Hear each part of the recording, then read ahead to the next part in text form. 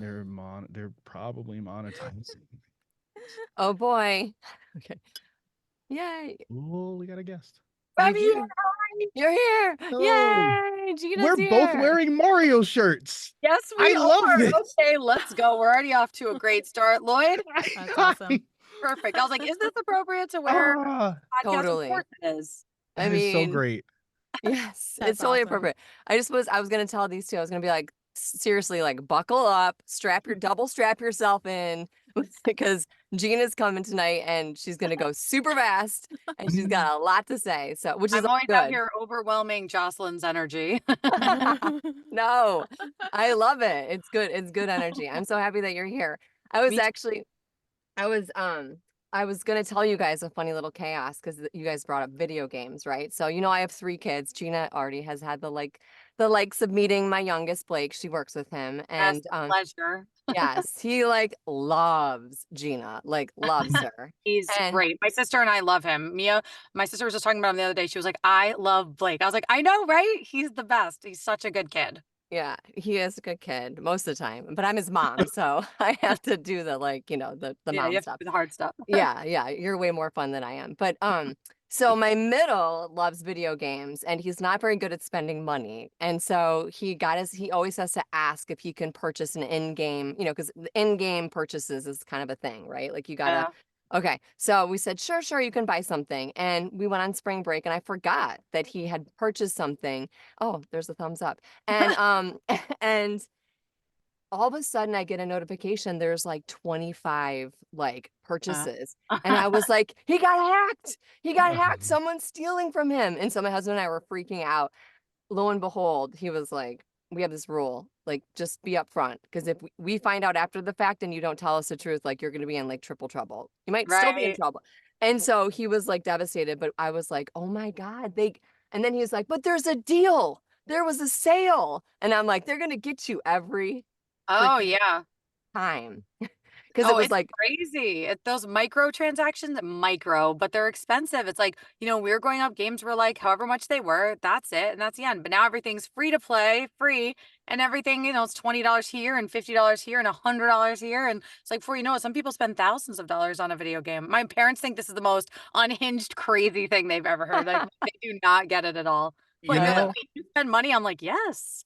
people, especially for games that people are always playing all the time. It's like, oh, I'm just playing this one game. I'll spend however much on it. Oh You yeah, I know, spend way too much. That's all I ever do when I'm not in the booth. That's all I'm ever doing. So I play like, League of Legends or Fortnite and games like, and it's like you're just always spending money every time I you turn around. know, I'm like, well, I have to buy this. skins are expensive and they add up. And my yeah. thing is for when I'm playing a game, the only time I will buy anything microtransaction related is like, okay, I've put in 400 hours on this game. Yeah, you got it. They've earned my money at this time at Yeah, this at this point. point, yeah, totally. That's so funny. That's accurate.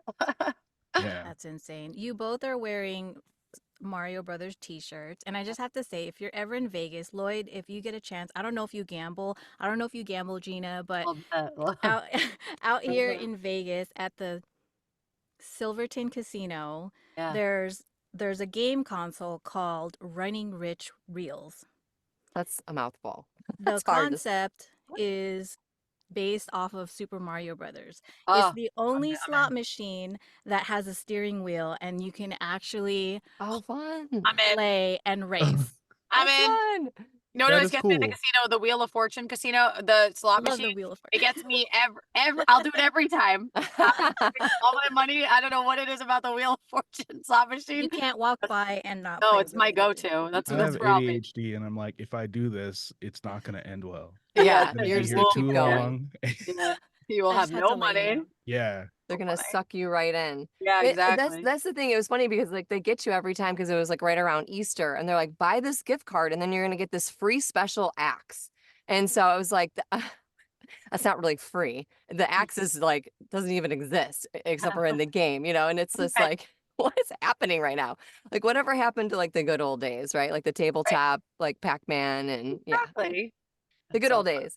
Well, I'm so happy that you're here, and I'm so happy. I'm like interested to know because I've been at a couple different like events And you've shared before, like, kind of your origin story, but I was like, I know that there's more, or maybe there's not more, but like, we all want to hear about it because you don't have like the typical like origin story, I don't think. I mean, it's relatable, but it's also a little bit different, especially Yeah. this day and age.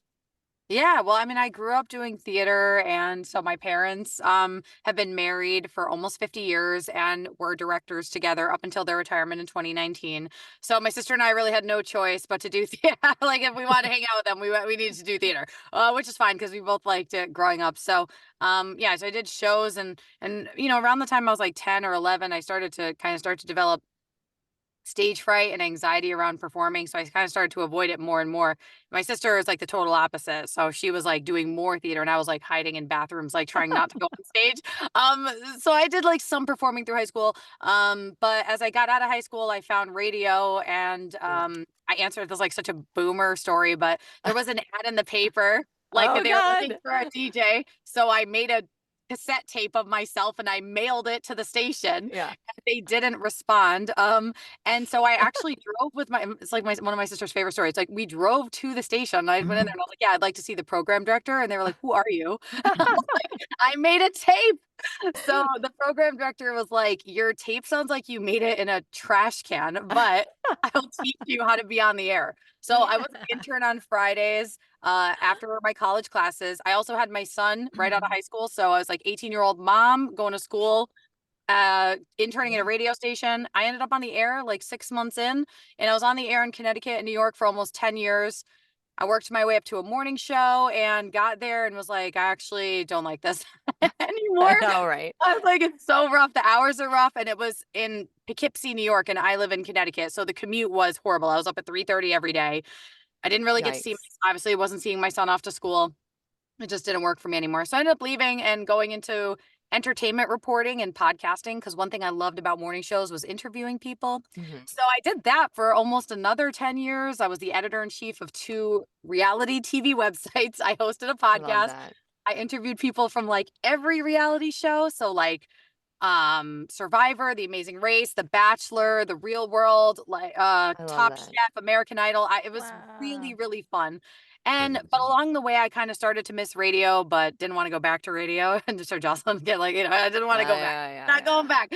So someone was like, oh, you could like record voiceovers like on Fiverr. And I just didn't know anything about it. So I bought a terrible USB mic and started recording on Fiverr, started booking things like this, like 2014, 2015. And I was just doing that as like a side hustle and making, really, really nice income from doing it. But when the pandemic hit, I was running a business. I had just opened a business that year. Whoops. Oh Well, no. In person, you mean? Like, yes, yeah. yes. Oh shoot. So Yeah, it yeah, was yeah. it was a performing arts Right. educational Oh, that's program. right. So Positive Voices, which is my business, originally started as a singing and performance based school for kids. I had like 100 students and we had all these events planned and everything shut down and everybody went home and were scared. So my sister, who is an actor in New York, took a class that was free, like very, very early in the pandemic, and it was about voiceover. And she was like, you should really try to do this for real. So I decided to go all in. I upgraded my equipment, took some classes, joined voices.com. And while I was learning, I was teaching all the theater kids in my town, in my hometown, how to do voiceover. They started to embrace it. They all got microphones. At the time, kids could be on voices.com. They started joining. They started booking. I started booking.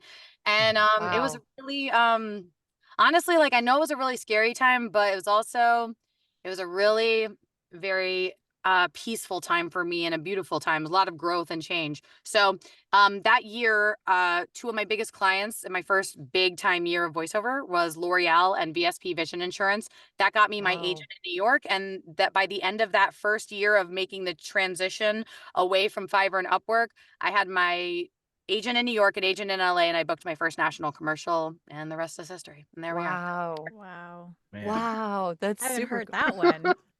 That's my rapid fire origin story. And sometimes I rush through because I'm like, I don't want to be, I'm not always one to talk about myself, and I'm like, I don't want to bore people, so let me just blow through it and tell you everything. No, that's I not mean, it boring was at all all. enjoyable, and I actually think it maybe was like the shortest story we've gotten from And that somebody. Hold was on. One time I was in a workshop and the like host was saying to the guest, tell us a little bit about yourself. And like 27 minutes later, they were still talking. And I was like, Oh, not a little bit about yourself. That's your whole life story. So it's just going on. And I was like, what are we talking about? So I try to keep it, as short and sweet as I can, but I know I've kind of lived a lot of life and done a lot of things. And so it is a little bit of a different story. I know a lot of people come from radio, but the reality TV stuff is really fun. And just that transition away from Fiverr and Upwork into like, I guess the big time of voiceover happened really rapidly for me. So I'm very, very thankful. And I was able to, I think, help a lot of people along the way as I was learning. I was trying to teach people what I knew. And now, I coach all the time. But I was an educator. I was a teacher and a director, my whole adult life. So it just kind of felt natural to bring that into voiceover. yeah. I think that's pretty cool because there are some people that start off in Fiverr. I have a friend of mine who started off in Fiverr and Upwork, and she's doing great, and she's perfectly happy and fine, and it's I it's like how it's we always have to okay. justify it, right? Because I feel Right. like there's such like a stigma about it. But I used to really downplay it, and be like, oh, I didn't know any better, or oh, I just was doing it, as a hobby or whatever. But I told my coaching group recently, I said, my new attitude is like that's how I started, and I don't apologize for my journey. I'm not gonna apologize, like I'm not gonna Yeah. downplay it. And I think it's not, it's not fair, it's not nice, it's not kind to Yeah. voice actors who are on there. And I know you're not, but I know you've seen what I've seen, which is a lot in the community of, someone might go on Facebook and ask a question like, hey, I was just wondering, like, how do you get started on Fiverr? And people are like, well, first of all, don't even be on there in the first place. I'm like, oh yeah, that's not Yeah. the question that they asked though. Yeah. So Yeah. nobody Right. asked for your opinion. So I Right. try to be really open-minded about my own, I try to be open about my own journey, and then open-minded when I'm listening to people and, the steps they're taking to move their careers forward. I think that's interesting that you say that because, like, honestly, I'm at a point now where I would freaking love to be on fucking Fiverr. If I could be on Fiverr making money because it starts off low, but like Yeah. you build it up. And Yes. I have a friend of mine who's killing it. She has like a $5,000 to $10,000 month. Like, Yeah. if I could have a $5,000 to $10,000 month instead of like Exactly. literally climbing the sandhill with a 50-pound backpack on the back, just Yeah. like trudging through the pay to plays that I'm already paying to be on, Mhm. and like, And it's, you're I not mean, auditioning on Fiverr, they're just no, booking you. they're And just the other, booking you. Yeah. I feel like one of the things that frustrates me about the, sometimes the Pumped up dialogue about it, among yeah. voice actors is that like people on Fiverr aren't professional. I'm like, literally no. Like they have a lot of them backgrounds in radio. A lot of them are very successful voice actors who book with a lot of big clients. They have great booths. I mean, when I was first starting, so it's 2014, like people were not doing voiceover from home. So the competition and the bar was low. I even say during the pandemic, like I'm really lucky I got my agents because the vibe was literally like if you have half a brain cell, like a decent internet connection and a half-ass microphone, like you can be on our roster. Like that's it. Really? Because nobody was, yeah, like nobody was really equipped, like people were not totally ready. And a very Mm. seasoned voice actors were not like, old, maybe older, like not the most tech savvy. They were having a hard time kind of adjusting. But I feel like I was in, it just was very nice timing for me. But Sure. I mean, there's a lot of, I mean, don't get me wrong, like for sure, like there's low rates on Fiverr, but there are people on there that are making a lot of money, and they're making more money than some people that are complaining Not about Fiverr there. in the first place. So I Well, don't know. I really try to be open. I feel like that's really important. the crazy thing for me is that literally the moment you brought up Fiverr in your story, in my head, I was like, because I've been going crazy on auditions Mhm. lately, and I'm like, if I run out of auditions to do, I need to go find auditions, right? Yeah. Yeah. I don't have like an agent or whatever. Mhm. And when you said that, I was like, I could, and but the other thought that immediately combated that was what I've been told time and time again, and that is don't be on Fiverr. But a common sentiment that I hear from people is that because people are on Fiverr asking for lower rates, they're hurting the industry as a whole by not, But that's like but saying, I mean, I hear what you're, I mean, I hear what Yeah. you're saying that they're saying, but yeah, I would say that that's like a five-star restaurant saying McDonald's is hurting my business. Like you either want a Big Mac or you want a porterhouse steak, and Yeah. it's like they're two different audiences and two different people, two different types of people. I mean, one argument that is, used against Fiverr that I can agree with is from the agent side, which is like, listen, I'm out here trying to negotiate. thousands of dollars of Mm-hmm. the projects, and you're going to go out here and offer it for $20. This does not work. So that I Yeah. I understand. And I'm especially like when I'm talking about Fiverr or Upwork with people, the place where I really get like hyped is about commercial. Like, but I mean, can you go on there and offer e-learning rates that are in line with the GVAA rate guide? Like, yeah, of course. Will Totally. you get hired as much as someone who's offering it for $5? No, probably not. But you can set your rates on there so you can say whatever you want. But where I Sure. do think it's very dicey is the commercial space. But when I was first coming into voiceover, especially 2014, I didn't even know that that was a thing. Like usage, I mean, for those of us that work in radio, it's just called production. We were not paying Yeah. Yeah. attention. Yeah. Also know, like Yeah. you You just finished your voice shift it. and they're like, Yeah. hey, I need you to do this car dealership. I need you to do this thing. And we're just out here like all these radio DJs. We were just out here voicing things as part of our hourly pay, which was garbage, like $12 an hour or something. Like Yeah. I had no idea. So to me, to go on Fiverr in the beginning and earn even $50 for a commercial versus what was happening with me in radio I was like, oh my God. Yeah. But I learned quickly that really commercial is where I needed to hone my negotiating skills. And I've gotten very comfortable with that. And I feel like that's really helped me a lot. I mean, 65% of my income last year was commercial. So it is really important to me that I can negotiate good rates and that I'm not offering it at a low price. But I think in the non-broadcast genres, like, I think there is a place there, but certainly with agents, like it can become a little bit dicey, but like Yeah. no one's looking you up, like no one's like looking for you. So I don't know. I You mean, can have it I feel like incognito. people get really riled up about things in the voiceover world sometimes, and I just like I think it's funny. I've actually become less and less social on No. social media. The more I don't know, I guess maybe the more successful I get, or definitely the older I get. Yeah. Yeah, Let's it drives me let's crazy. talk about education because I think that's really interesting that like you have an educational theater background and then you sort of like you're kind of like all the boats rising together, right? So like you're learning and growing and expanding and then you're like bringing along the different people that you're coming in contact with, especially like kids because it's a smaller population of coaches out there that work with kids, and it's hard to find a good coach, right?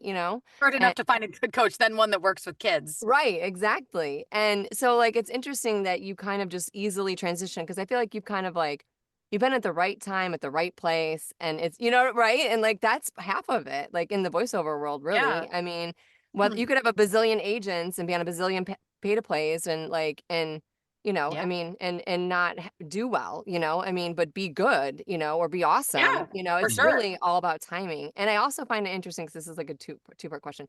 Like you kind of go against the grain on things. Like I like it a lot. Like I I find it interesting because I you used to do. not.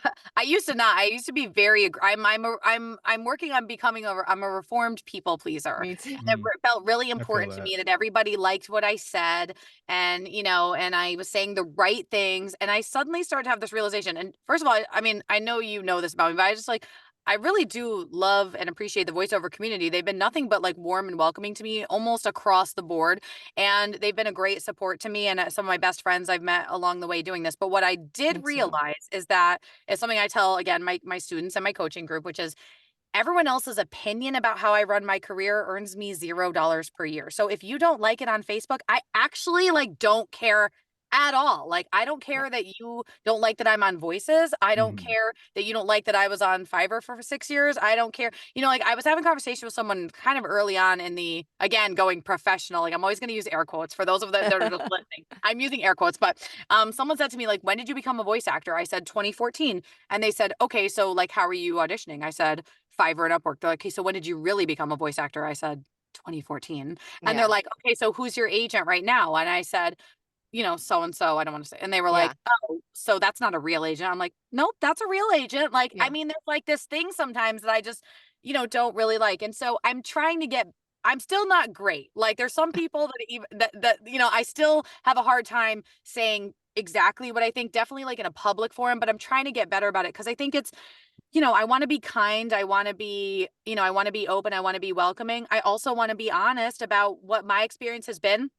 And I have coached hundreds of people now over the years and met, thousands of voice actors. So I'm not just sharing my opinion, but what I hear people telling me. And I think people share a lot of things with me too, Mhm. So I call myself I'm like the no BS coach. I'm going to tell you like it is, maybe it's the Italian in me, but that's just how I am. And that educational component, I mean, I was not planning on becoming a coach, and I tried to almost get away from coaching repeatedly over the last few years, but Really? first of all, as the pandemic hit and I knew the kids needed me, I tried to find various ways to keep them calm, entertained, and especially have a sense of normalcy. So in our hometown, where my business was, I moved about 20 minutes away, but the business is in my hometown. So we shut down for about 2 months, and then I just made a decision that I was going to go outside with them as May was kind of coming around. I was like, I'm going outside, and anybody who wants to come can come. And if you don't, I totally understand. So I bought cones off of Amazon and I was in parking lots. I was in people's backyards. I was Wow. everywhere I could be with them every single week through December of 2020. I was with them. Wow. We did 5 shows that year. We did things outside with masks. We did them however I could do them. People would drive by like our town green and scream at me out the window and scream at the kids. And I was like, get a life. Like, Yeah. they're 10 and it's going to be okay. I'm like Lysoling the microphone, like it's just like everything I could do. Okay. Yeah. Like I don't think a single kid got sick. The only thing that happened was that some had to stay home because they needed to quarantine, but not a single kid got sick. We were just outside over and over. So anyway, I just, teaching them voiceover was great. They started booking with Walmart, Target, Nintendo. They dubbed a movie, all the stuff that was happening during the pandemic. While every other kid anywhere was like stuck home and trying to figure out what to do. I was just trying to have a normal, sense of life for them. So Yeah. when we did one of our concerts, our sound guy showed up and he's like, you're the only person in the state of Connecticut that's doing anything. I mean, I was like, I'm not working. You're the only person. He's like, so you're either crazy or I don't know what. But the first people I started coaching in voiceover during the pandemic were all of my sister's friends in theater who Oh, theater interesting. was non-existent, shut down. And so I started running free workshops saying, literally bring anybody. All her friends came. I taught them, whatever I knew. And then as I was getting more successful, my family was saying, like, you got to look, you got to take care of you. You can't always, that's me, Yes. people pleaser. You can't take care of everyone else. But I was doing like a LinkedIn event last year and I was saying, as I was kind of ascending, I was always like looking back at like the other people around me that were like struggling to just get where they were trying to go, to reach their dreams, to be listened to be taken seriously, to not have rude comments on Facebook. And I just kept thinking, like, I have to just reach back and like pull them with me. And I feel like through coaching, I've seen so many people succeed, like get agents, book jobs, like Yeah. reach and that's what I'm trying to do. I'm just trying to be helpful. And every now and then I run into somebody that wants to give me a hard time and be an asshole, but It's 99.9% of life. the time, Right. yeah, I had every now and then who like they don't get it or they don't get me, and that's fine. I don't need them to get me. That's okay. But yeah, I mean, I can't get the like educator out of me, and I think that comes from my parents too. They're lifelong educators. They were both English teachers. My dad was a guidance counselor. My aunts and uncles were teachers. My cousins are teachers and guidance counselors. So it's just like it's just in me to do it, and I really care about the well-being of people around me, and it makes me feel good. It's almost like my therapy to like help Yes. everyone else, have a Yeah. little bit of an easier time. So Yeah. I guess you can't take the coach out of me. I can't. I love it. I I was in the that's beginning. Well, go ahead, Lloyd. Go ahead. Oh Go no, ahead. I just say like I just give you a big smile. Oh, I love you when you Thank smile. you. Awesome. I Hey, would really quick yeah. before you say what you say, Jaws. I just want to note that when you were like, "Oh, I had to go because the kids needed me," I'm just like, I like picture you on a rooftop with the kids. The Yeah, kids, imagine. they I need was me. out all the time and I'm like, they need me. And like sometimes we had nowhere to go. And I have a really great student who is a junior in high school now, but he was like in 7th grade at the time. And his mom was like, you can just have my backyard. She had this massive backyard. And I mean, so we were emailing 40 kids saying, okay, we're going. And let me tell you, like they came. They came Wow. and it was awesome. We did, we just did these great shows and a lot of the kids and parents say during that time that it really meant a lot to them. Sometimes kids, we would do like a voice lesson, singing lessons, like over Zoom. And I'd be like, what are we singing today? And they're like, I don't really want to sing. I'm feeling like scared and depressed. I'm like, all right, well then we'll talk about that. And if you don't, and then we'll do Yeah. that instead today. And that's okay. So, I That's mean, awesome. I know that I really I went big time against the grain, and I feel like I risked my own health, to be able to take care of them. And, maybe part of the result of running myself ragged that year, or I'm not sure, is that in 2021, then I was diagnosed with an autoimmune liver disease. And so, Yeah. then I was like forced to take care of myself. So I shut down my business, had like a physical location. I shut it down, went home and went fully remote. It's like the hardest decision I ever had to make, to leave, to say to the kids, like, I'm going to leave. And you guys are going Yeah. to move on and you're going to do theater without me. And like, that's okay. And there's a few kids that still stick with me to do voiceover, but I just found new ways, and I meet kids like Blake, and kids from all over the country. I coach kids from, from LA, from Minneapolis, from Florida, from, Yeah. kids who have agents, kids who don't. And so that's been really nice. I do love coaching adults, but there's something about kids and teens and helping them really figure out their goals is for me. And by the way, I have to say, I had a girl reach out to me, I think it was like a year and a half ago, from Florida, a teenager who emailed 5 coaches, and every single one of them either ignored her or said no because she Oh. was a teen. And I was the only one who said yes. So she was working 2 jobs after school, like junior in high school, to try to Wow. pay her way, was paying for her own coachings. So I went on Twitter, and I went to my coaching group and said, what can we do for this girl? So we raised money. We bought her a Sennheiser 600. We bought her a Focusrite. We sent it to Wow. her, booked a job almost immediately. And Oh, it's Wow. like wow. everyone else was saying no. And it's like, here's this girl with talent, potential, drive, like independence. I was like, I said to her, is your family supporting you? She's like, I mean, yeah, but like they can't monetarily. I'm like, okay, then Yeah. we're going to figure it out, Yeah. So I think people discount kids and teens a lot, and I feel like they have a lot to say about the world. And so I'm trying to Yeah. listen and give them a voice. I love that. That is It's so great. interesting. It is great because I like before you came on, I was talking about an audiobook that I listened to on my way up to like a gig, and I was listening to Arnold Schwarzenegger's like Be Useful. And one of the things he says is like, whether you're in a position financially or not even in a position financially, there's always a way to give back. There's always a way to help others as Yep. you like talk about ascending in your own career.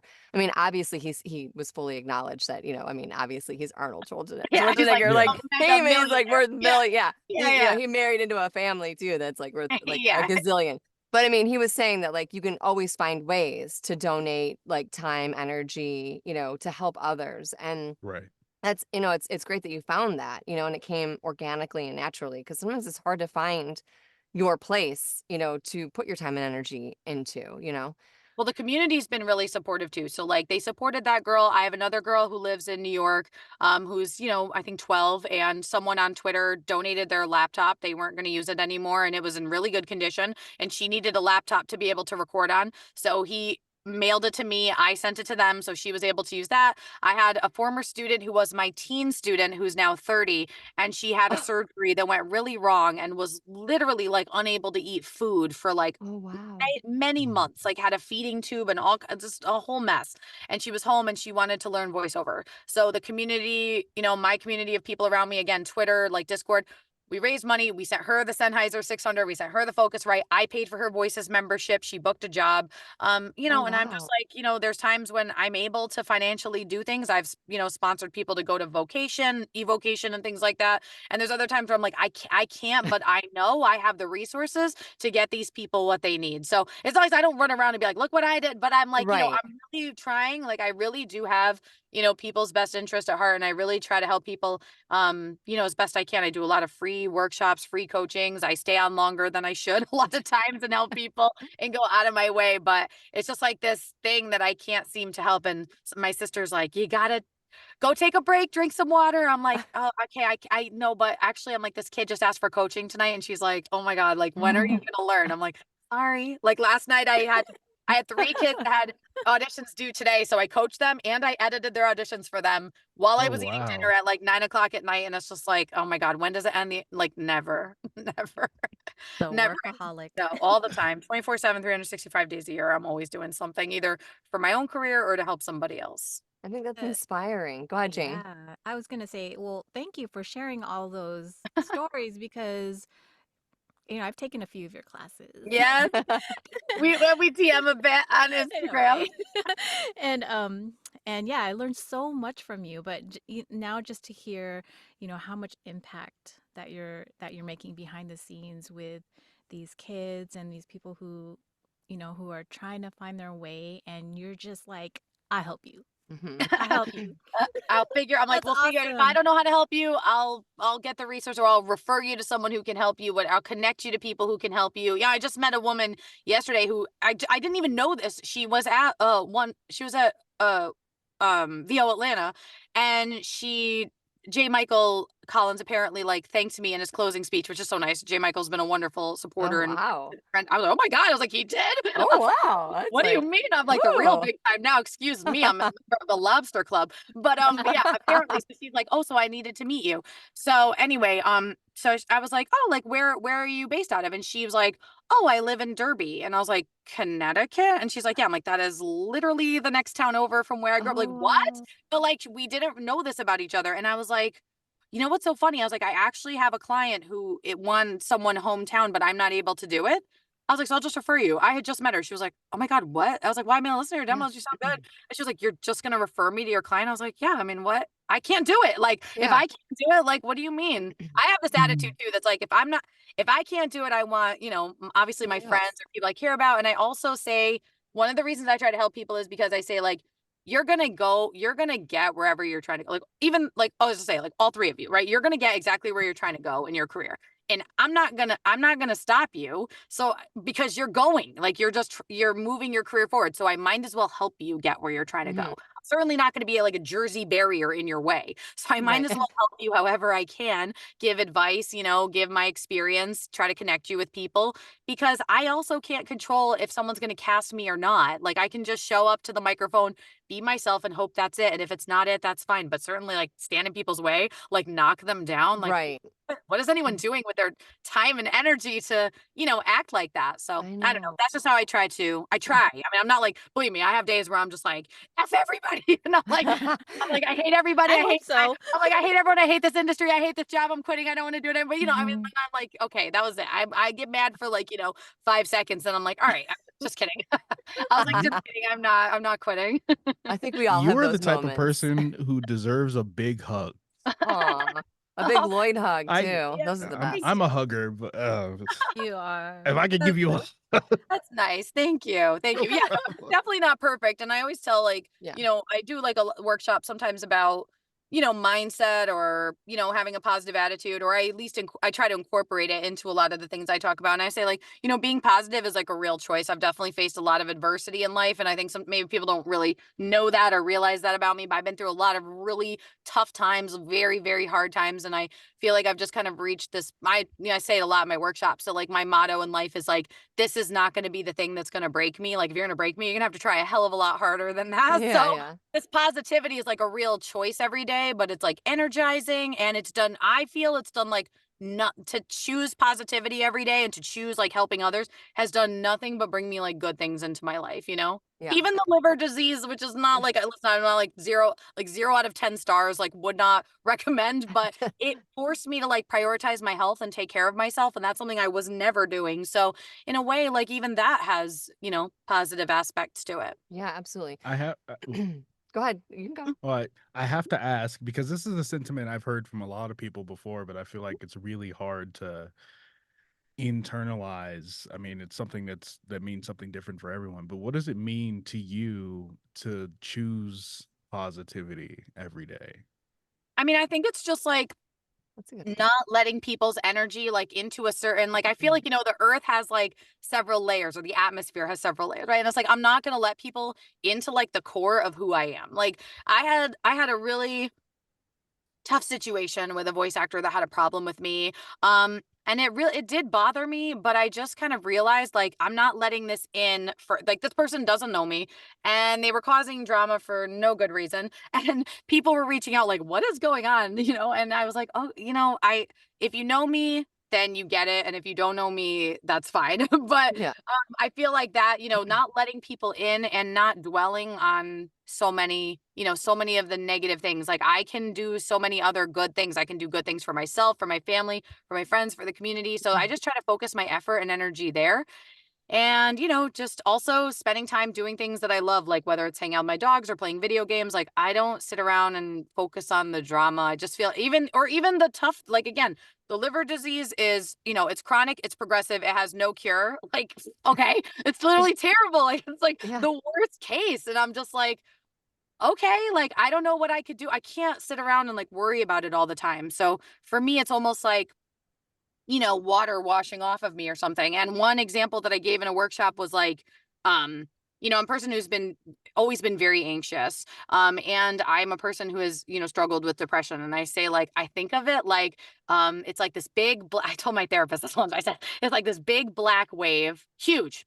I mean, 50 feet tall. And I'm just little 5'4" me with my hands out in front of it. And I think to myself, I can hold this right here. I have the power. I can hold it right here. It's not going to wash over me. It's not going to wash me away or the people I care about away. I'm going to hold it right here. And sometimes it's very exhausting. It's overwhelming. It's emotional, Yeah. but I'm really convinced that I have the power. Like, it sounds like so No, crazy. I love it. No. I No, love I'm it. like, I have the power to hold it scared. right there. And but it's there and it's full of a lot of very difficult times and emotions.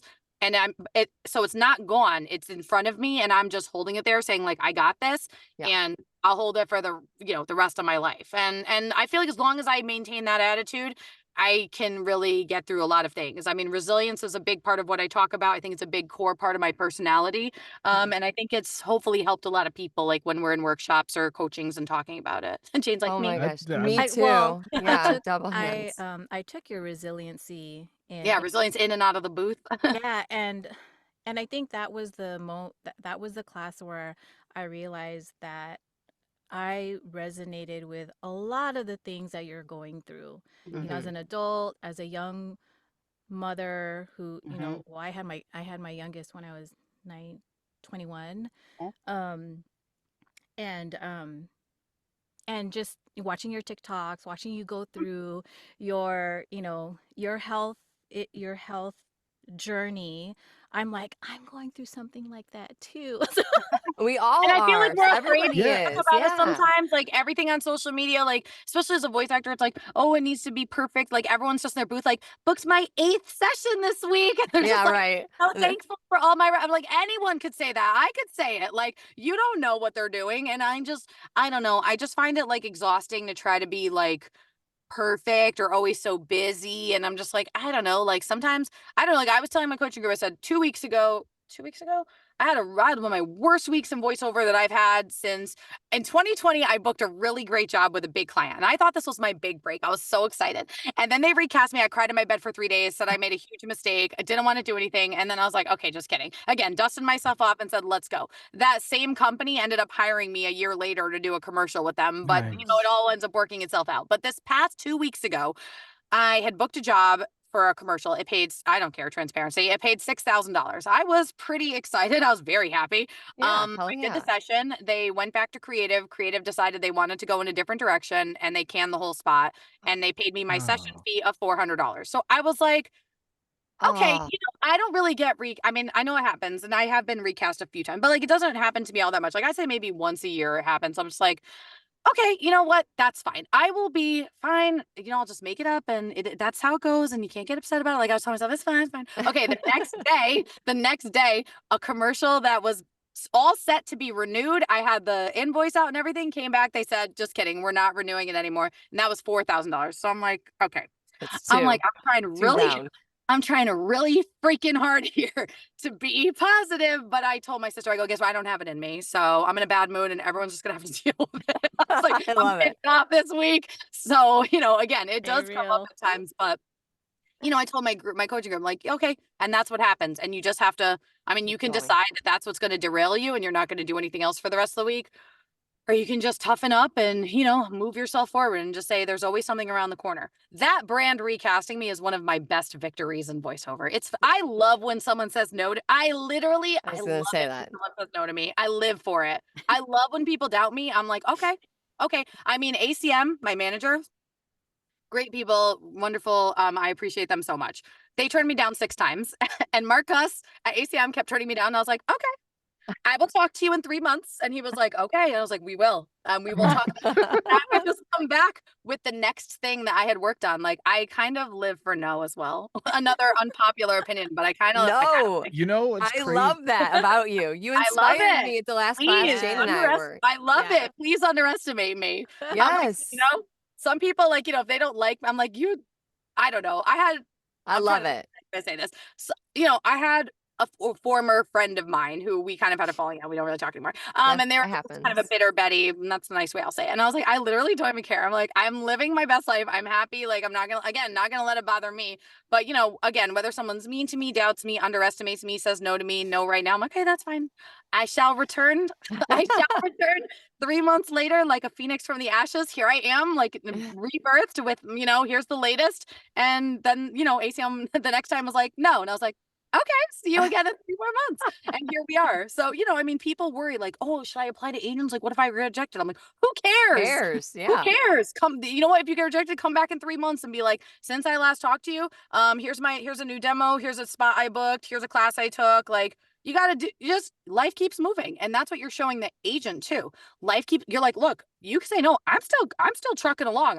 I'm booking You're and still I'm doing it. making Yeah. money. Yeah. Like, I'm doing it. So when are Right. we going to team up? Next. No, but it ended up working. You know, Right. I do appreciate it. Mark always appreciated my resilience and just coming back. And I do it in a way that's like, it's not arrogant. No. It's not rude. It's not, you know, overbearing or, you know, it's just shows like I just have a fire in me and I don't know, I guess it just cannot be put out. I love that because I mean, I've experienced I've experienced this recently with on camera and voiceover. I get a lot of no's. I'm glad that I'm getting no's because then at least I know that it's a no and then I can come back around. But it's a lot of like, oh, we have enough of you. You know, it's like we already have you. And it's like, okay, part of me died for a second. I threw my face down on my bed, kicked and screamed for a minute, got mad about it. And then I was like, screw it. Next, you know, like there's somebody out there because you don't have me. You might have somebody that's like me, but you don't have me. And that's your fault. Exactly. Next, you know, like I'm Well, going to go you to know, find. that's so interesting that you say that though, because my sister and I were talking about that recently, because I've gotten that feedback too. Like, oh, we have people to sound like you. But you're right, they don't have you. So They don't have sometimes I me. feel like on the one hand, it's like, okay, well, if you took the time to get to know me, maybe. But sometimes I put it back on the act. No, I'm putting it back on you, but I'm saying I put it back on the actor and say, so sometimes that's about your connection. It's about your demo. It's about your reads where it's like, I think sometimes people are afraid to show their whole personality. Yes. And I'm like, you got to, like, I should always say at the end of listening to a demo, because I do some casting as well. And I say at the end of a demo, I should say, I don't like, I'll use Lloyd. Like, I don't know Lloyd, but I feel like I know Lloyd at the end of it. And sometimes I feel like whether it's the actor, the script, the direction, whatever, you finish listening to a demo, and this happens to me a lot listening to people, whether I'm coaching them or casting, I'm like, I don't feel like I know, like I can't put my finger on it. Like That's I a don't good know what point. it is. I just don't feel like I know. Like I hear the vocal qualities. Like I hear, you know, like, you know, maybe like husky and raspy and like, oh wow, that's kind of an interesting voice. But I'm like, I don't get who they are. And so I think that's part of it too. So, you know, when someone says, I used to get really mad because people would say it to me too. You sound like, you know, sound like everybody else. I'm like, whatever. But now I've kind of realized like, oh, the more I embrace my personality and put it into my reads, Yes. the less and less. I almost never hear that anymore, but I used to hear it all the time. But I was too busy trying to do what I thought everybody else wanted me to do, what I thought the brand sounded like, trying to make my demo producer happy. And I was like, I don't care anymore. This is the year that I don't give a F anymore. I'm just doing it my way. And I feel like it's working. But yeah, so I mean, I felt like a lot of us have gotten that feedback, and just trying to put it back on us and say, could it be your connection? Is it something about your demo that's not resonating with them where they're like, wow, I get it. You know, is it even the order of the demo? There's a lot of things that could make them say that. But that's like one of my least favorite pieces of feedback because it feels like there's nothing you can do about that. So I'm always about actionable steps, as you know. And so to me, the actionable step is, could it be my connection? Is there something else I could do to show my personality and show that there's only one me, baby, and I'm the Yeah. one that you want on your roster, you know? Yes, yes, agreed, agreed. And I totally thought that way too, because I was like, exactly. Now I'm just trying to figure out how do I do that, and Yeah, without you're like, spending. okay, you're like, I know what to do. I know what to do. It's just like, but and also spending the least amount of money at this point in time because I put so much money into like Yes. everything. Yeah, go ahead. Yes, we all We've have. all, yeah. Lloyd. Um, I'm sorry, I have a lot that I'm not. No, you're So good. we're gonna back. Go Go ahead. for it. Go for it, So Lloyd. Let's go. I have to say that I feel like if I wasn't on this podcast and I was listening to this podcast, I feel like this episode was made for me I love it. because the I do crazy thing too. is going back to your analogy with the wave and holding it back and what have it. Yeah. I life has been life. Life is Lifey. really life. And the past couple of episodes, specifically the ones where we've done check-ins, I have talked about how like I haven't been auditioning.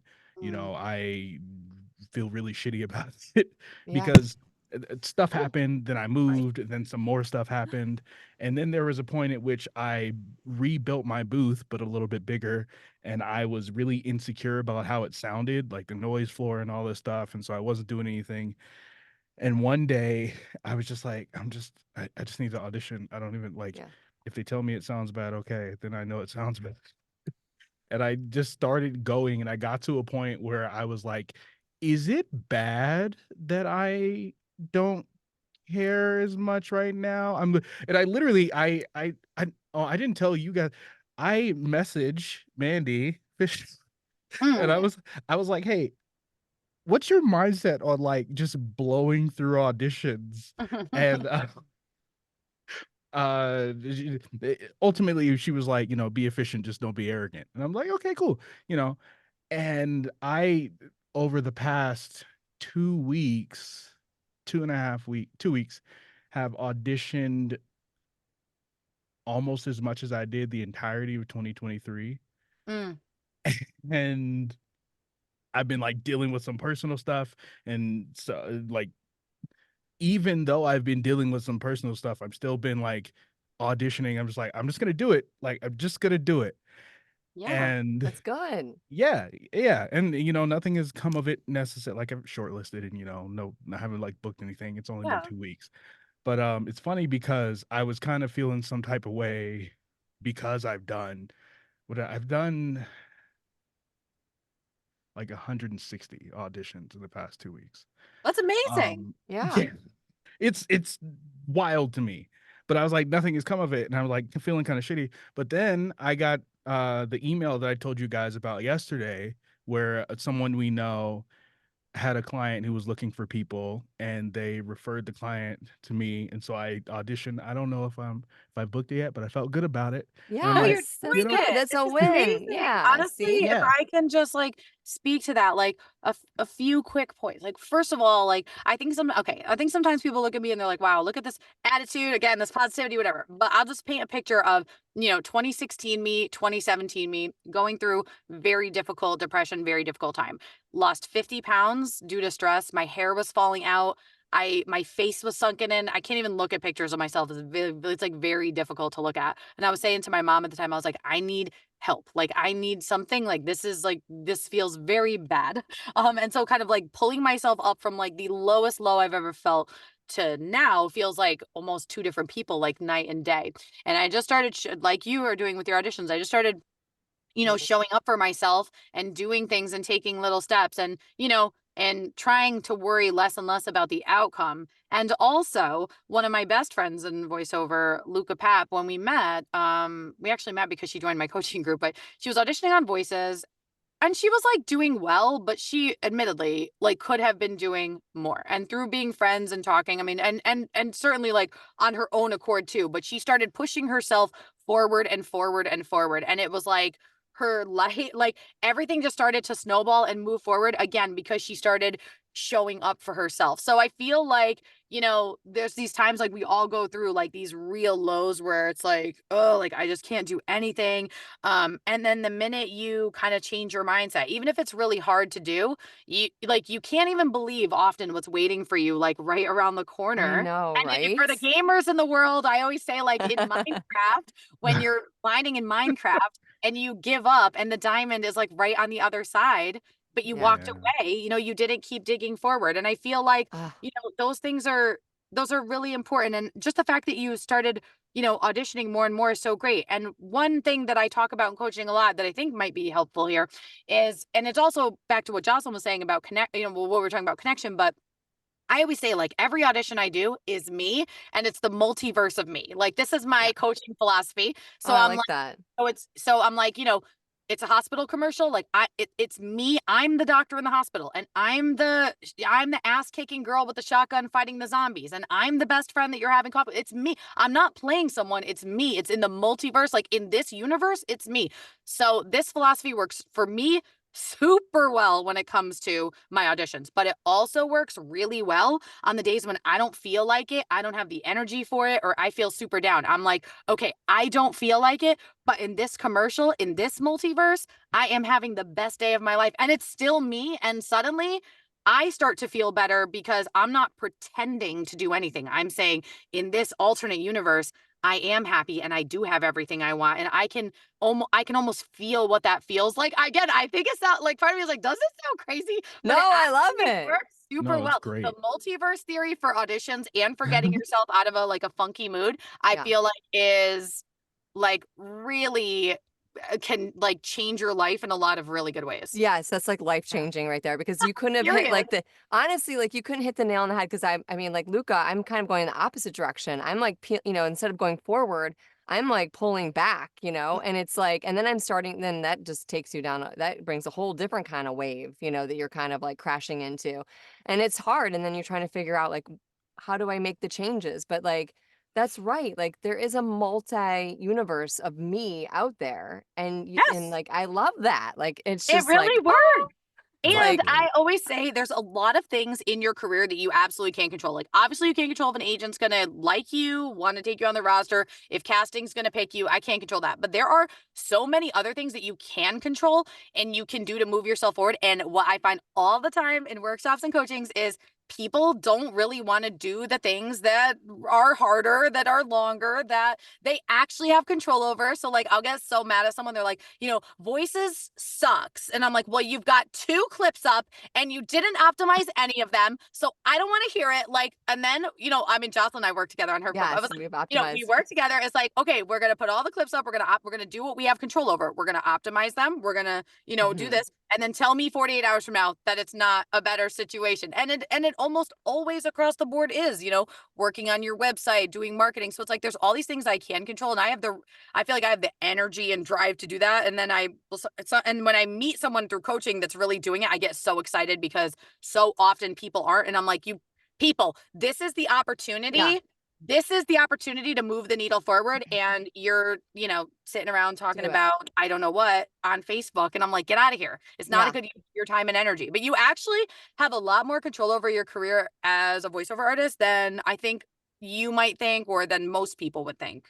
Yeah, I would agree. I think like I think Lloyd and I we've done a lot of legwork. We've done a lot of training. We put a lot of time and energy into things. And I think like I'm in this like weird vortexy place where it's like I know that I need to do something. I know I need to pivot. I know I need to like make a change. I'm just too in it to see like what I need to like pivot to. You know what I'm Yeah. saying? So I'm just kind of sitting in my little vortexy like place and I'm just kind of like watching the tornado around me and just sort of No. like just trying to like see, you know, like Uh, which direction I need to go. And I think like sometimes too, it's very following where the energy goes, you know, like you said, like knowing that like if somebody likes you and they want to work with you, then that's good. Focus on that, right? If they yeah. don't want to be your friend or they don't like you, then like don't focus on that. And I definitely, and choosing positivity over negativity is definitely a choice, a daily choice for me personally too. And I think a lot of us can identify with that and relate. And also health issues and lifey issues. I think we can all relate to that because life is not always perfect, you know.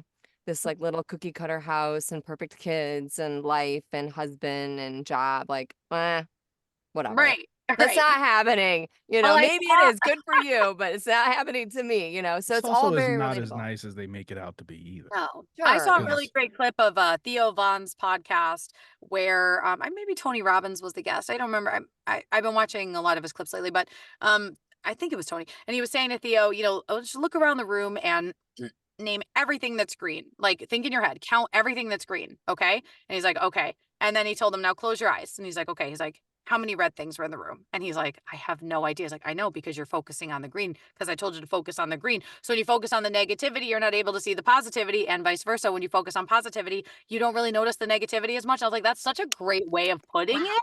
Like that, Totally. really? Like this is my new, I'm like, I'm bringing it into all my coachings. We're talking about it all the time, but it's so true. Like, you know, what you're focused on. But I often feel, you know, what Jocelyn's describing, like, you know, there's a tornado. It's like people kind of get to this like mid-level, like, you know, they're in their career where they're not like exactly where they want to be, but they're not a beginner either. And they're like, I don't really know what to do. And so in my coaching, like that's one thing that I've started to really embrace. Like I will still do script coaching for people, but not quite as much. Like I'm much more of a problem solver. Like, okay, what's holding you back? Where are we trying to go? What can you do? These are the actionable steps. Like, okay, next time I see you, this is what I want to know. You're hired. Tell me. And That's that's right. it. But it's like, because that's where so many voice actors, so many voice artists, like they kind of fall off because they're like, I got here and like but I don't I'm not understanding what it takes to get to six figures. I'm not understanding what it takes, Yes. you know, to be commercials be my primary genre. I don't know understand what it takes to, you know, whatever, have a consistent, you know, be consistently booking every week. Like I don't understand. And so I like to get in there and be like, okay, let's solve that problem. And I think that that's maybe something unique that I don't think like, you know, every coach is doing. And I feel like you could find a million people that will script coach with you. And I definitely like doing it, but I'm much more of a problem solver. And I think that really is. But like what you're saying is like, I literally like a coach, you know, every week. And it's like the resounding theme of like, I'm lost. I don't know what I'm doing wrong. Like I'm auditioning. I'm not booking. I don't get it. You know, I did the training. When I go to when I go to coaching, when I go to workshops, everybody says I'm doing great. So what's the problem, you know? And Yes. and I Check, think it's, check, you know, check. like, yeah, exactly. Yeah. And sometimes Jane. it is, Yeah. you know, sometimes it's, you know, again, actionable steps Timing. taking, and it is definitely timing. And sometimes it's that I don't know that like coaches and definitely in group workshops are not as honest as they should be. And part of it is because you don't want the person to get upset or be embarrassed. You don't want people to not come back and have a bad experience. And giving constructive feedback and criticism is a very fine line, but you really do need someone to tell you the truth. And I always say, my dad is my director growing up. Was extremely hard on me and my sister. He would throw us out of rehearsal. He would throw the script at Oh, us and man. tell us Oh, to get no. out if we didn't know our. I mean, we were like young. I mean, he was wonderful in many ways, but one Right. thing he never did was favor us, or you know, he would say to me, Yeah. I remember when we did Annie, I played Miss Hannigan, and he was basically like, "You are not funny." And I'm like, "Oh my God, Dad!" And, you know, and then he told my sister another show, like, "You are not good. You're not good in this show right now. Like, you got to get it together." So Mia and I have grown up with really thick skin, and our attitude is like, if we suck, tell me, please. But I Yes. think that people say that a lot and they don't really mean it. And, you know, I'm like, but you got to know the hard truth. Like, if it's not working, you need to know why. So again, I'm not like going to be that. I'm not throwing scripts at people, but, you know, like I was coaching someone today and I said, I was like, I just don't get a sense of your personality in the script. Like, I don't get who you are. And I feel like I don't need to do a whole backstory. Like, who am I? What happened the moment before? Let's do some ad lib. Like, I don't need all that. I just need you to connect to the script and like sound like a real person, you know? Mhm. But Yes. I The feel like that's, metaverse. you know, The important. metaverse. The The metaverse. metaverse. I The told him in this metaverse. metaverse, I said, in this metaverse, you're a real estate agent. You met me, you know, we met at the house. You're wearing a suit. We're walking through. And I said, let's add some ad libbing in. Like it was really a home walkthrough for a real estate script. But I said, start adding things in here. Like, hey, check this out. Or let's go upstairs and look at this room. This is my favorite room in the house. You know, I said Yeah. in this paragraph, pick something about the house. Like the chandelier, it's like, that's your favorite piece. You're not going to tell me that, but in your voice, I'm going to hear it. That chandelier. Oh my God, that's great. So I really try to bring that stuff in, like when we're, you know, doing script coaching and stuff too, that I think is helpful. I You know what's love really that. hilarious? This is completely off topic, but it's just something I noticed. Facebook has very, very effective marketing because you guys just said metaverse, metaverse, metaverse, metaverse when you Oh, started with sure. multiverse. And you're talking to Gina, who's definitely is into the whole like I'm into the SEO. you're into the SEO. I love SEO. Okay, and also I rebuilt my site about a year and a half ago and decided. So my sister is my assistant. We work together. Because I would say, what kind of big sister would I be if I did not employ her and be her boss? But she has a master's. She's a wonderful stage actor and lives in the city in New York. But she also has a master's degree in English, and my degree is in marketing with a specialization in SEO. So we combined our powers like the Wonder Twins I love and it. started taking over Google. And so I rank like super well for like female political voiceover, female medical narration, all these things. And so again, it's like a huge untapped area of opportunity. It's like all I ever do is scream about SEO, and everyone's like, I know I should. I'm like, I know. Like you really should. But just this week I had, 3 people reach out to me on my website just from my SEO efforts, and Oh, it's great. I'm like, I mean, I don't know. I'll scream and sweat about it all day. But Mark Scott from VOpreneur and I had a conversation once, and I said, sometimes I don't mind telling everyone everything I'm doing because they're not going to do it. And I'm not mean in a bad way. Again, I'm just being honest. I'm like, you're not going to do it. You're not going to write a page of content for every genre that you want to do. And it's not going to be 1,500 words. You're not going to go keyword research. You're not going to do it. And so that's fine. I'm going to do it. But right. I try to tell people, I'm like, I'm literally telling you exactly what I'm doing. Like everyone's like, how are you doing? I'm like, I'll tell you. And then I'm like, did you do it? They're like, no. I'm like, all right, well then what are we talking about? Like, what are we talking about? You're asking me how I did it. I'm telling you. And then I'm like, all right, so do it. And they're like, I'm gonna. And then they're like, I really did. Life got in the way. I couldn't. I'm like, okay, well, I don't know what to tell you then. But I'm just always screaming and sweating about it. And we're listening though. We're listening, and I do think you're listening. I know we're listening for sure. And I googled you. Yeah. I googled female political. Did it work? voiceover. Number It one? did. You are number 1. That's right. Okay. That's right. Let me tell you, SEO, very effective marketing tool, by the way, not just showing up on Google, but if I could just give my one more spiel about SEO, I'm like, think how powerful it is to reach out to political ad agencies and send them your political page with your political content and your political demo and your political videos versus your homepage where you're like, I don't care about no one cares about your commercial demo, your e-learning demo, your video game demo. It's an election year. So send them your political page. But again, I'm always just screaming about it into the void, but thanks for listening to me about it. Okay, fine. I'll call you later, Gina. Yeah, I know. Right? Like, fine, we'll talk about SEO. I'm telling you, it's game changing. I know. I've actually had a chance to have a coffee talk with Gina, and it's like you're so like generous with your time, and it's fun. So if you get a chance, I always have fun talking to you. You're so nice. I try to be nice. I think I am nice, but you are. So I want to say one thing. Google. Okay, so if you guys if you want to have a little bit of fun, if you don't want to give your real birthday, it's totally fine if you make up a date. But if you put Florida man in your birthday, see what comes up. Okay, so cool. It's like really funny. I don't know how I have my phone. And then we can take screenshots, and you can share it with me later. But it's my favorite one. I've already decided. I saw this on. No, you can't beat mine. I'm going to tell you that right now. Are we going with just the day or the year as well? Yeah, well, you could do the year if you want to. I mean, it's probably going to bring up a bunch of days. Mine was too good. Okay, what is it? You want to go first? Okay, ready? Yeah. Florida man steals alligator from golf course, tries teaching it a lesson by throwing it on the roof of a bar. Oh my God. This is from Pix 11 in Florida. Oh my God, that's hilarious. He tried to teach it a lesson, threw it on the. I'm like, incredible, amazing. Florida man is like a real thing. Mine says, cops, naked Florida man breaks into home wanting sesame seeds for his hamburger. That's actually really good too, though. Wait a minute, I don't get it. So Florida man, and then your birthday, and then read us the headline. Oh, read the headline. Take a screenshot if you guys can send it to me. I totally, if you want to, you can. But Lloyd, what was yours? Mine is Florida man accused of killing iguana tried to use the stand your ground law. Judge says no.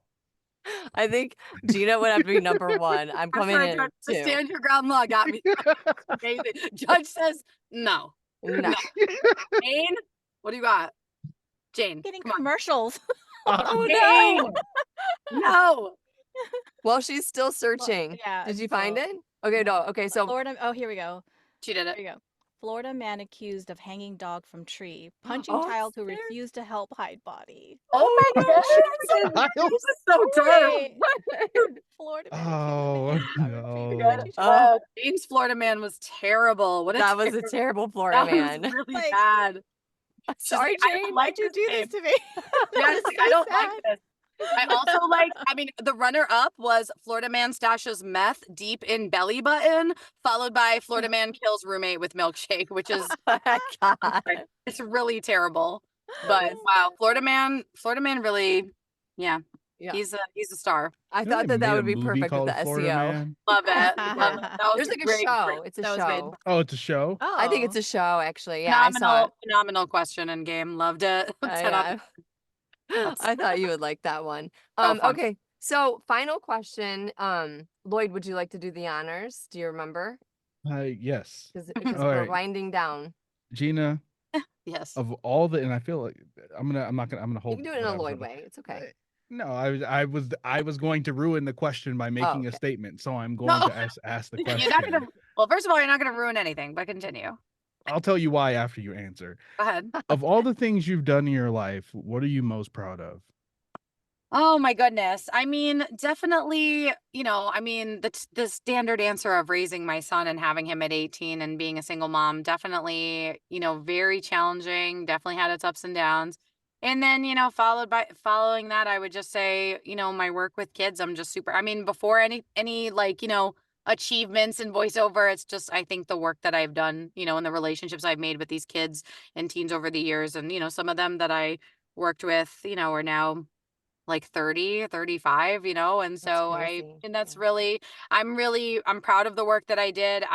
In theater, I would always tell them, I don't need you to be the biggest star. I just want you to feel good about yourself and be happy and achieve more than you thought you could do. And so I've always been very big on like building self-esteem and self-worth in kids. And yeah, I would say that, those two things are my, the things I'm proud of most. I love that. Cool. Yeah. I love that. I didn't want to say what I was going to say was I feel like she's already told us, and I didn't Yeah. want to sway your answer No, no. towards the work you've done with kids because I was like, it's going to be that. But it's Mhm. Yeah. also parents always, almost always. Yeah, I mean, motherhood is definitely, I'm sure, as we all know, it's not easy. It's very hard, and definitely having him, young was difficult. I never really had, mom friends that were my age, and they were always much older than me. And so it's very isolating in a lot of ways, but I was super thankful. My sister, and she's younger than me. So I was 18, she was 15, but like her and all her friends just embraced me, and they were my friend group until I found the friends that and they still are, but they actually, it's funny that teens, younger than me, who couldn't quite understand what it's like to be a mom being so young, were the ones that ended up getting me through that lonely, really lonely time. And we Yeah. did everything together. We went everywhere. We did everything Aw. together. Drove my mom's minivan, and I picked everybody up all over town, and we would go to the movies and to dinner, and they would play with my son, and they would, hold him, and they're just like, they were really instrumental during that time. But yeah, motherhood definitely.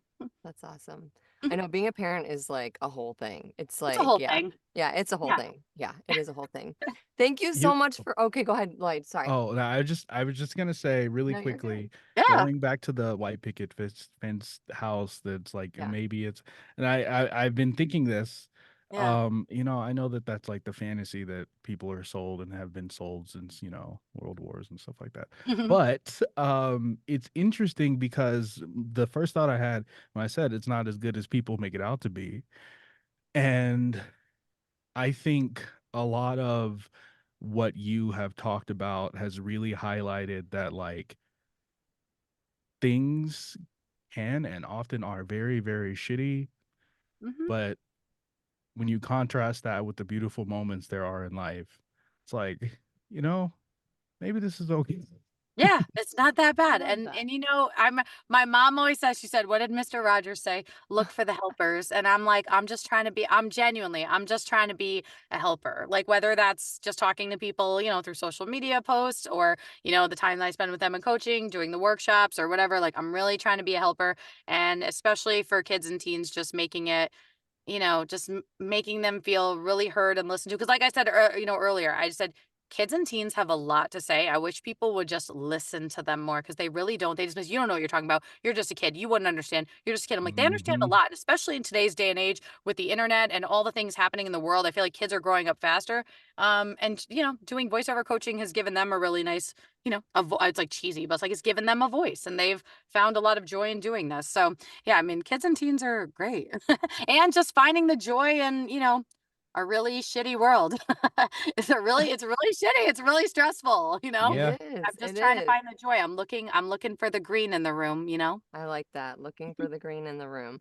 Blake and I still like we laugh all the time about that dubbing project that just makes us giggle every single time. Like He had such a good attitude about it too, though. No, he was great.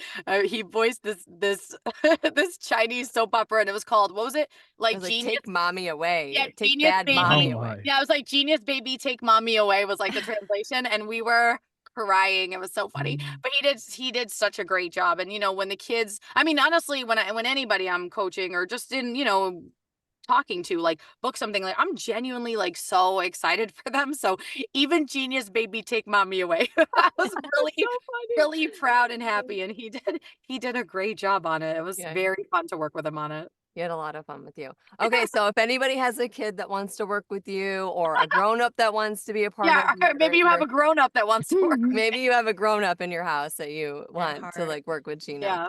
Do you want to I do all the thing like you want to share how they can connect with you and find you and all that good stuff? Yeah, sure. My website is ginascarpa.com, and my studio website is Positive Voices CT, like Connecticut, positivevoicesct.com. And I also am a coach on Skills Hub. So if you have ever thought about joining Skills Hub, it's phenomenal. It's run by Jennifer Hale, who is voiceover icon and like wonderful person. So you can find me there. And I also teach from time to time at different places. So I think the most recent one I did was Long Island voiceover, but I also taught at Abacus, Help Academy, and a couple of Oh. others as well. But yeah, I mean, I would love to, even though just friend me on social media, like LinkedIn, Instagram, whatever. I'm not a big Facebook person these days because everyone on Facebook's annoying. So anywhere else, literally anywhere else, please. I know, right? I do I'm Not not Facebook. consent to Yeah, like selling my I really information don't want to Oh my deal if with I click this. yeah. But my favorite, I mean, definitely my favorites are like LinkedIn, Twitter, and Instagram to connect with other voice actors. Okay, so wait, I forgot, and Blake will be so mad at me, but he told Yes. me that you're on Fortnite and he is like freaking out. We did not talk about that. Oh, Like you I'm know what? Actually, if I could just throw that out there Are you super allowed to talk about it? yeah, yeah, it came Oh out. my So God. He was like, actually we were, you know, we were talking about like, you know, auditioning for things like, you know, not hearing back, not whatever. Anyway, I was marketing to this gaming company 2 years ago and never heard back. Just assumed they thought I was bad, I guess. I was like, oops, I guess they are whatever. They lost my email. I never made it to them. They heard it and was like, whatever. Anyway, a year and a half later, they started sending me auditions, just out of the clear blue sky. I was like, oh, I'm sorry. I didn't even know you knew who I was. The second audition I did with them, I booked.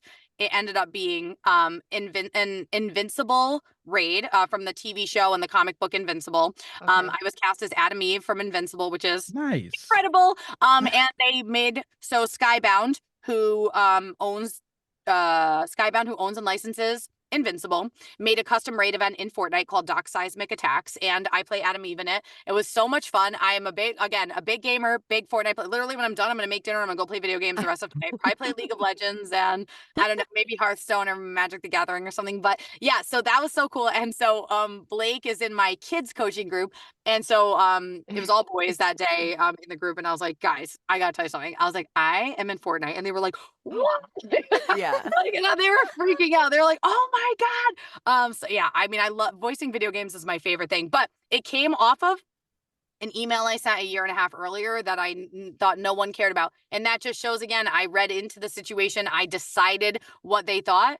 And for whatever reason, I don't know why, I suddenly started getting auditions. I'm not going to argue. They were absolutely wonderful to work with. And patience is, I'm not patient about anything else in life. I promise. I'm the most impatient person ever. When it comes to voiceover, like I'll be patient all day long. I'll be the most stubborn, patient person you ever met. And it just shows like, you know, send those emails, make those connections, send those auditions, because you never know what anyone is saying about you. Wait, and can I just say one more thing and then I will let Yes, it. no, please. Okay. You could stay Well, as long as you when I was, want. well, no, it's my last thing, I swear. But I feel like this is hopefully helpful. This is like my parting story. So I was one of the last shows I directed with my dad, and we did Joseph and the Amazing Technicolor Dreamcoat, and someone in the show didn't get the part that they wanted, and they were really pissed off, and they decided they were going to give me an attitude about it. So I got fed up with the attitude one day, and I was like, I was like, I was like a teenager, but I was so mad. I was like, you're so stupid. I was like, because you're mad at me and you don't even know what I was saying about you in the room. I was actually advocating for you to get the role. But my dad and I are a team and he wanted to go a different way. And so I had to, I can't fight him on everything. I was like, but see, you're pissed off at me and I was actually fighting for you the whole time. So how about that? So I think about that all the time, like yelling at a team. You're so stupid, but he knows I'm saying it like with, I am saying it with, whatever. Love. Love. Yeah. Yeah. But I'm like, but I brought that kind of mindset into voiceovers. Like, I don't know what they might say she's phenomenal, not for this campaign and not today. But so I'm trying to say, like, I'm not trying to decide what anyone else thinks of me. And one of a great piece of advice from my mother is everyone else's opinions of me is none of my business. So trying to think about what they think or trying to decide what they think is a waste of time and energy. And that's my parting story. I love that. Yep. I love that. I That's agree. great. Love that because you never know. You might be getting shortlisted and they might be like loving you and not, No, you don't know. So like you're all mad. You're like, this person never even, you're like, Tina Marasco, Sound of Fury. She never cast me. How dare she? It's like Tina Marasco might be putting you through every time to the client because she's going to make her selects. She's going to narrow down the 1,200 to 60 and send them forward. And you might be in that 60 every single time. And you're like, she never even picked, like, but that's out of her hands too. And you don't know, for all you know, Tina Marasco is your biggest fan. You know what I'm saying? So and that's one person as out an of all. example, I'm saying like there are probably more people in casting, in clients on the pay to plays that actually think highly of you and are rooting for you, but it's not just their decision. And they might say, damn it, like I'm not, like Lloyd doesn't write for this, but I really hope he auditions again. And then if you don't, and of course they're just going to move on to somebody else, the new flavor of the week voice actor. But when you do show back up, they're like, and see, there he is again. Okay, good. And again, maybe not this time, but damn it, I am going to I have a girl that I coach who's a teen, and I told her, I was like, I am going to figure out something to book you on. This girl, I have got to get you booked on something because you're doing it and you're trying and you're good and we're going to figure it out. But it's like, I'm like her champion, and she's not booking yet, but I'm like, don't worry, it's coming. I feel it in my soul. So you never know who's really championing you behind the scenes too. And hopefully, I hope tonight was No, it was awesome. It was just a little unhinged and energetic. I'm like dying of sweat, but I hope it was at least helpful and comforting to people. No, I needed it for sure. I was gonna say, going back to the second thing I was gonna say a while back, is you just brought it back up about being persistent. One thing you reminded me of originally is something I heard Mark Scott say one time. It's like, just keep contacting them until they tell you to stop contacting. Yeah. Not every week. Not every week. Within reason. But like, I really like Mark Scott's attitude. And, people are like, I'm bothering people. Like, you're not bothering anybody. And I mean, okay, this is my last piece. That was my last story, but this is my last piece of advice. I'm like, when you follow up with people, you should have something new to say. Cause people do it to me too. They're like, hey, just want to see if you got my email. I'm like, yes, I'm trying to get, like, I know. But when you come back and you're like, hey, I have something new to share, something new to say, I feel like that's really helpful too. And until they tell you to stop, clearly you're not bothering them that much. But I have found in my life one of the biggest blessings has come, or all of the biggest blessings in my career have just come from just asking for the opportunity. When I was getting all those reality TV auditions, like I was going backstage at American Idol, went to the Real World house, hung out with the whole cast. Everyone's like, how are you doing this? I was like, I literally just asked. I just asked, and they were like, yes. And I was like, holy shit. Yeah. Okay, great. Okay. So this is what we're going to do. You're going to put yourselves out there, put yourself in the multiverse, ask for the things that you want and focus on the green. These are our takeaways. I love it. I love the takeaways. And do your SEO, damn it. Or hire someone to do it. I don't know. Or hire someone. Yeah, hire someone. Yeah. Thank you. I love the takeaways. I love it. You're welcome. This was so fun. I mean, you're Needed all to hear all of that. Thank you. Well, I'll talk soon. I mean, this was great. I had a great time. Thanks for having me. Yeah. Sorry we went a little